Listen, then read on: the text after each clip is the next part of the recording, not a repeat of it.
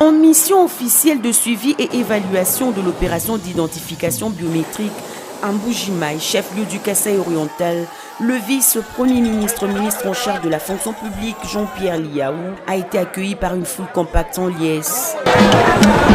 Jean-Pierre Liaou, qui venait de faire son retour à l'UDPS il y a peu, était obligé de faire le pied de l'aéroport de Bipemba jusqu'au lieu du meeting, accompagné par les cadres et combattants de l'UDPS, les militants des partis politiques, membres de l'Union sacrée de la nation, ainsi que toutes les couches de la population est-kassaïenne.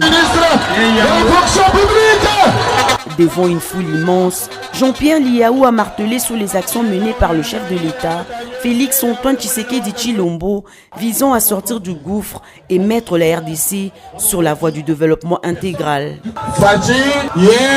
Azali na obsession moko état de droit qu'on réformer, qu'on agir pour la égalité, pour la justice sociale, pour la réorganisation et l'économie en Bokalabiso. Évaluation et suivi de l'opération d'identification biométrique, le vice-premier ministre de la fonction publique Jean-Pierre Liaou a confirmé la poursuite de cette opération au Kasaï oriental pour garantir les droits à ceux qui méritent d'être identifiés.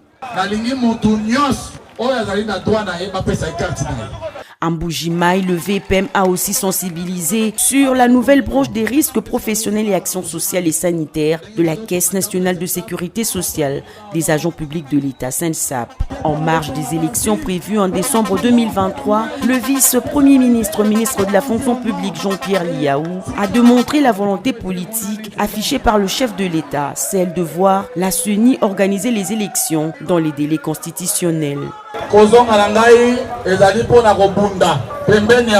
Partout, le secrétaire général Augustin Kabouya n'a pas continué sur la partie de Bunda Ilongo pour la président. D'abord, pour la réélection comme président, et puis 2, pour qu'il y ait une majorité parlementaire pour qu'il transforme Mboka. Non au tribalisme depuis Mbuji-Mayi dans le Kasaï oriental, le vice-premier ministre de la fonction publique, Jean-Pierre Liaou, en appelle aux Congolais de tous bords à l'unité et à la cohésion nationale.